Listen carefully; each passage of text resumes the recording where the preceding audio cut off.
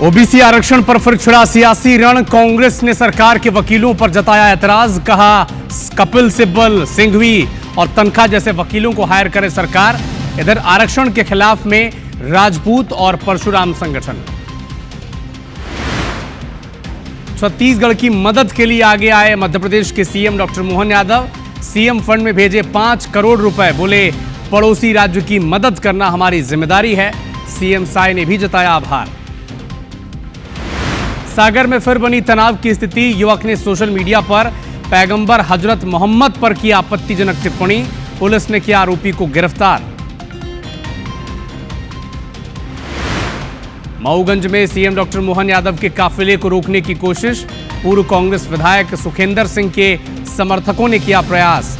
Police ने कांग्रेसियों को रोका। रीवा में अवैध कमाई का जरिया बना चेकपोस्ट। पैसे नहीं देने पर आरटीओ ऑफिस में खड़े कराई गाड़ी। ड्राइवरों ने थाने पहुंचकर की है शिकायत।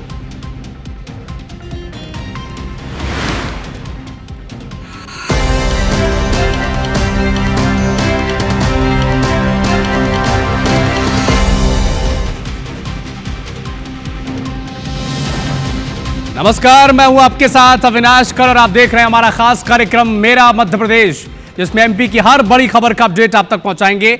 और शुरुआत करेंगे उज्जैन से मिल रहे एक बड़े अपडेट के साथ। बंजारा समाज के 2 पक्षों में जमकर मारपीट हुई है। समाज के पंचायत सभा में यह पूरा विवाद हुआ। मारपीट का वीडियो भी सामने आ चुका है। घटिया थाना क्षेत्र का यह मामला है, जहां पर बंजारा समाज के 2 पक्षों में ऐसी मारपीट हुई। ये देखिए, सैकड़ों लोग एक दूसरे पर हमला करते नजर आए। मारपीट का वीडियो अब सोशल मीडिया पर वायरल हो रहा है। घटिया थाना क्षेत्र का यह मामला है, जहां पर बंजारा समाज के 2 लोग आपस में भिड़ गए।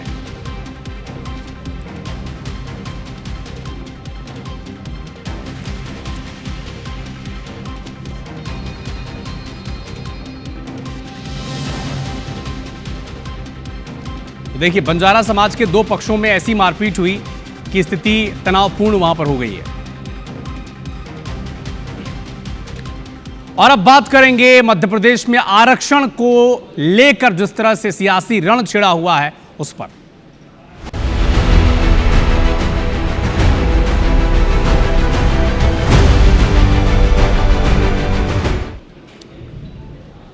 ओबीसी आरक्षण का रण और हुआ भीषण। यह हम क्यों कह रहे हैं? क्योंकि 27% ओबीसी आरक्षण का मुद्दा अब सुप्रीम कोर्ट तक जा पहुंचा है और सुप्रीम कोर्ट ने 23 सितंबर से एमपी के ओबीसी आरक्षण पर टॉप ऑफ द बोर्ड रोज सुनवाई तय की है। अब आपको मध्य प्रदेश में 27% ओबीसी आरक्षण के बारे में हर एक पहलू आप तक पहुंचाएंगे, बताएंगे, जो आपको जानना बेहद जरूरी है। इसके साथ ही यह भी बताएंगे कि इस पर राजनीति क्या हो रही है और कौन किस तरह से पॉलिटिकल ट्विस्ट कर रहा है। चूंकि मध्य प्रदेश में 27% आरक्षण का मुद्दा आज का नहीं है, यह बड़ा पुराना मुद्दा है और इस पर सियासत भी बड़े दिन से चल रही है। दिल्ली में हुई बैठक के बाद भी एक राय नहीं बन पाई है। कांग्रेस ने वादा खिलाफी का आरोप लगाया सरकार पर और एक नई सियासी चाल चल दी है। क्या है वो सियासी चाल? हालांकि इधर भारतीय जनता पार्टी ने भी कांग्रेस की सियासी चाल का जवाब दिया है। तो क्यों जीतू पटवारी कह रहे हैं कि भारतीय जनता पार्टी की सरकार कपिल सिब्बल, अभिषेक मनु सिंघवी, विवेक तनखा ऐसे वकीलों को हायर करें? इस रिपोर्ट से आप समझें।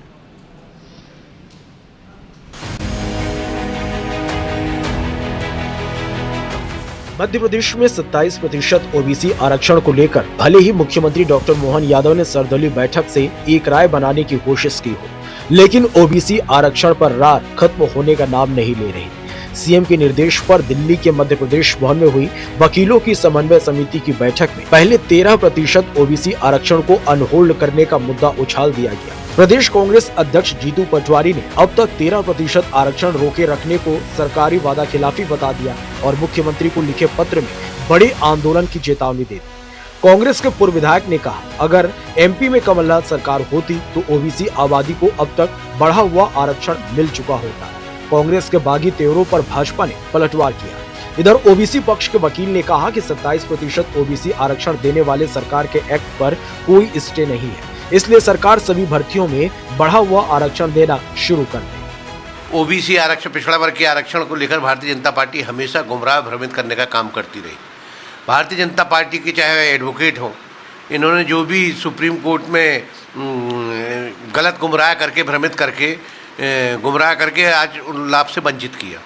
सभी के साथ आदरणीय मुख्यमंत्री निवास पर बैठक बुलवाई गई थी ओबीसी आरक्षण को लेकर, लेकिन उसके बाद भी जो बात हुई थी कि 13% जो पद होल्ड है उन्हें खोलना था, वो भी अभी तक नहीं खुली है।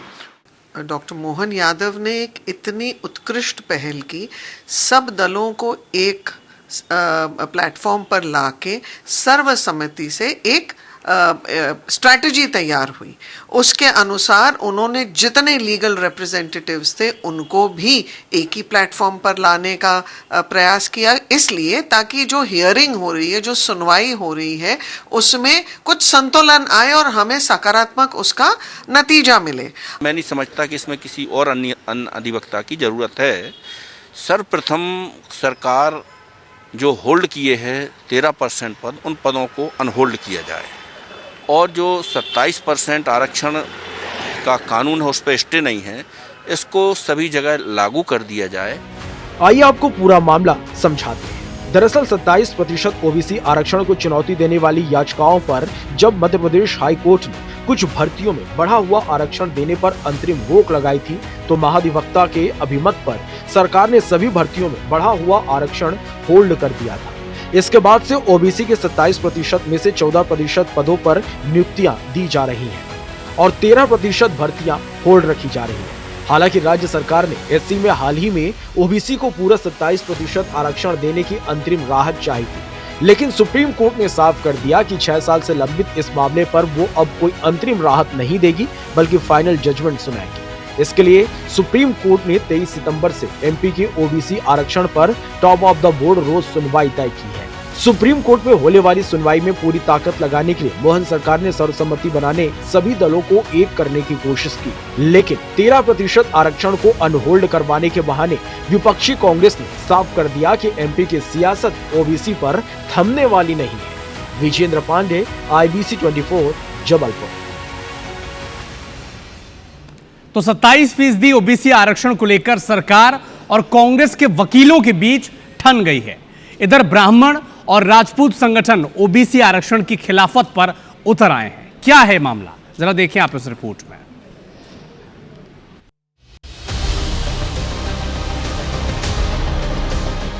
एमपी में ओबीसी कैटेगरी के आरक्षण पर फिर से पेच फंस रहा है। हाल ही में सर्वदलीय बैठक में तय हुआ था कि सभी पक्षों के वकील एक साथ मिलकर ओबीसी कैटेगरी के हक में सुप्रीम कोर्ट में पैरवी करेंगे, लेकिन दिल्ली में वकीलों की बैठक के बाद कांग्रेस को सरकार की तरफ से पैरवी कर रहे वकीलों पर ऐतराज है। पीसीसी चीफ जीतू पटवारी ने कहा कि जिन लोगों ने आरक्षण के खिलाफ कोर्ट में हलफनामा दिया, उन पर भरोसा कैसे करें। पटवारी ने सरकार से मांग की है कि कपिल सिब्बल, अभिषेक मनु सिंघवी, विवेक तनखा जैसे दिग्गज वकीलों को बीजेपी सरकार हायर करे। तो मैं सार्वजनिक रूप से अभिषेक मनु सिंघवी को सरकार हायर करे, कपिल सिब्बल को सरकार हायर करे, विवेक तनखा जी को सरकार हायर करे। वो पक्ष रखेंगे ओबीसी के आरक्षण को लागू करने के लिए क्या करना है, वो कोर्ट से निपटेगी। और ओबीसी का आरक्षण, क्योंकि उनके वकील तो हलफनामा दे रहे हैं कि मत करो, ओबीसी लागू मत करो, तो ये वकील जाएंगे जिन पे हमें भरोसा है, तो वस्तु स्थिति सामने आएगी। पार्टी पिछड़ा वर्ग आरक्षण के नाम पे राजनीति कर रहे हैं। सर्वदलीय बैठक में तय हुआ था कि सभी लोग सरकार का साथ देंगे और पिछड़े वर्ग को उनके अधिकार दिलवाने के लिए एक राय में लड़ाई लड़ेंगे। और अब जिस तरह से जीतू पटवारी द्वारा वकीलों के नाम दिए जा रहे हैं, ये वही वकील हैं जो कांग्रेस की सरकार के दौरान इस कानून पर रोक लगने के लिए जिम्मेदार हैं। ओबीसी आरक्षण को लेकर जारी सियासी घमासान में राजपूत करणी सेना और परशुराम सेवा संगठन भी मैदान में कूद गए हैं। सवर्णों के दोनों संगठनों ने ओबीसी के लिए 27% आरक्षण की खिलाफत की और कहा कि सामान्य वर्ग के साथ नाइंसाफी हो रही है। इस मांग को हम विनम्रता के साथ माननीय मुख्यमंत्री जी के समक्ष रखना चाहते हैं कि यदि एक सर्वदलीय बैठक ओबीसी आरक्षण के लिए की रोक हटाने के लिए बुलाई जा सकती है, तो प्रदेश के सवर्ण छात्र छात्राओं, उनके परिवारों के लिए भी कम से कम उनके भविष्य के लिए किसी योजना के लिए एक सर्वदलीय बैठक बुलाने का कि मेहरबानी करें, कृपा करें। बाबा साहब अंबेडकर जी ने एक समानता लाने के लिए 10 साल के लिए आरक्षण लागू किया था और ये कहा था कि ये जो आरक्षण मैं दे रहा हूं ये देश को सामान्य स्थिति में लाने के लिए दे रहा हूं।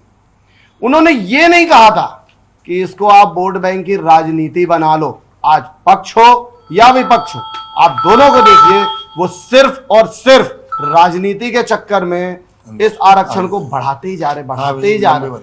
आपने जिस तरह से 27% की बात करके सारी बैठक बिठा ली, सब कुछ कर लिया, ये कुछ नहीं है। देश में सिर्फ वोट बैंक की राजनीति के लिए सारी पार्टियां उनको अपनी तरफ खींचने के लिए, क्योंकि हमको पता है पिछड़ा वर्ग की वोट बैंक ज्यादा है और सवर्ण की कम है। किस तरह उनको लालच में लिया जाए, किस तरह उनको लालच दिया जाए, और कुछ नहीं करके सिर्फ अपना भला करना चाहते हैं। जाहिर है ओबीसी आरक्षण बड़े वोट बैंक से जुड़ा मुद्दा है। कांग्रेस ये बताने की कोशिश में है कि एमपी की 52% आबादी के असल हमदर्द वही हैं। तो बीजेपी भी पीछे नहीं रहना चाहती, लेकिन इन सब के बीच ओबीसी का 27% आरक्षण अधर में फंसा हुआ है। नवीन कुमार सिंह, IBC 24, भोपाल। मजहबी कंटेंट पर सवाल, सड़क तक बवाल। ऐसा हम क्यों कह रहे हैं? क्योंकि सागर में सोशल मीडिया पर किया गया एक कमेंट, उससे बवाल मच गया। ईद के दूसरे दिन ही मोतीनगर थाना क्षेत्र में रहने वाले हरीश कोरी नाम का एक व्यक्ति, इसने एक दूसरे युवक के साथ सोशल मीडिया पर आपत्तिजनक टिप्पणी की है और जैसे ही ये खबर समाज में फैली, बवाल मच गया। समाज के लोग सड़कों पर उतर आए। उन्होंने कटरा बाजार के चारों तरफ चक्का जाम कर दिया। कार्रवाई की मांग को लेकर लगातार वो सड़क पर बैठ गए। सूचना मिलते ही तत्काल पुलिस चौक तक पहुंची, जहां पर प्रदर्शन हो रहा था वहां पर भी पहुंची और भीड़ को समझाने के बाद सड़क से हटवाया गया।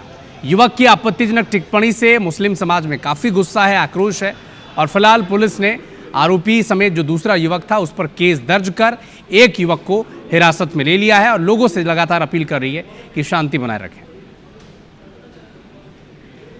पैगंबर सल्लल्लाहु अलैहि वसल्लम के बारे में हरीश कोरी पर काफी नालायक व्यक्ति इस तरीके की टिप्पणी की है और गाली गलौज किया है और साथ ही समस्त मुस्लिम समाज को भी उसने गाली दी है। उसके अलावा एक और बंदा है, उसने भी इसमें सत्यम दुबे करके कोई होगा, उसने भी कमेंट में एक गाली वाले अल्फाज कहे जिसमें हमारे अल्लाह ताला को भी बुरा कहा है और हमारे पैगंबर सल्लल्लाहु अलैहि वसल्लम के जो दामाद हैं चौथे खलीफा हज़रत अली रज़ी अल्लाह अन्हु, उनको भी बुरा भला कहा है।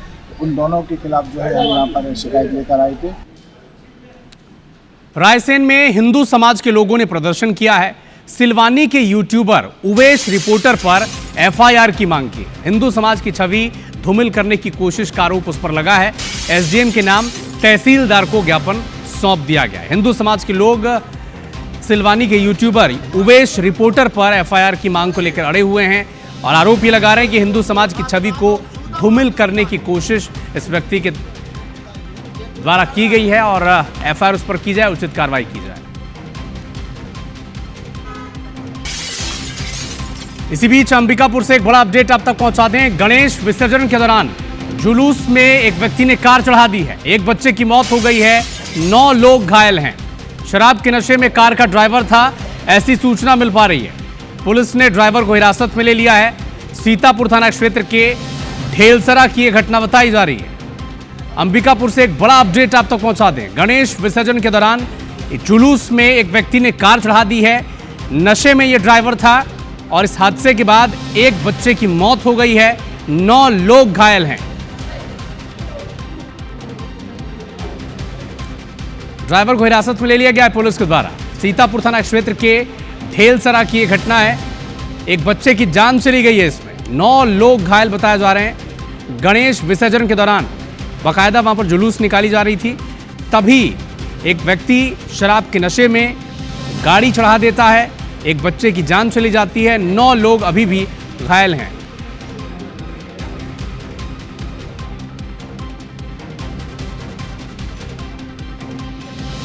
तो गणेश विसर्जन यात्रा के दौरान यह हादसा पेश आया, जहां पर एक शराब के नशे में एक व्यक्ति कार चढ़ा देता है, एक बच्चे की जान चली गई है, 9 लोग घायल हैं इस हादसे में।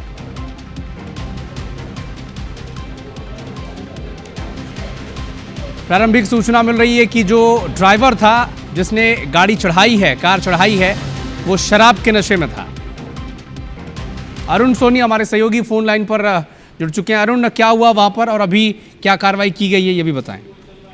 जी बिल्कुल, आपको बता दें अविनाश जी की सीतापुर थाना क्षेत्र इलाके के ग्राम पंचायत ढिलसरा और आमाटोली मार्ग के बीचों बीच एक शराबी चालक का आतंक देखने को मिला है, जहां गणेश विसर्जन करने जा रहे ग्रामीणों के ऊपर जो है नशे में धुत कार चालक ने जो है अपनी कार चढ़ा दी, जिससे एक युवक की मौत हुई है। 9 से ज्यादा लोग जो है गंभीर रूप से घायल हैं, जिनका उपचार जो है सामुदायिक स्वास्थ्य केंद्र सीतापुर में उपचार किया जा रहा है।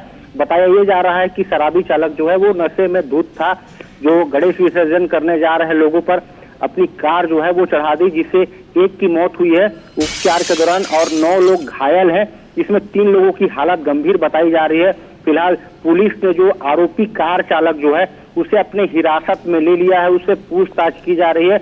आरोपी कार चालक जो है वो नशे में धुत बताया जा रहा है। कार किसी दूसरे व्यक्ति उदित गुप्ता नामक व्यक्ति का था और इसे चला कोई और आरोपी रहा था, जिसके कारण नशे में धुत होने के कारण ये हादसा हुआ है और एक की मौत हुई है और 9 लोग घायल हैं। कुल मिला के इस घटना के बाद लोगों में आक्रोश है, ग्रामीणों में आक्रोश है कि लगातार शराबी युवकों का लगातार आतंक देखने को मिलता है। लगातार जो बहुत शुक्रिया रोशन तमाम जानकारी के लिए।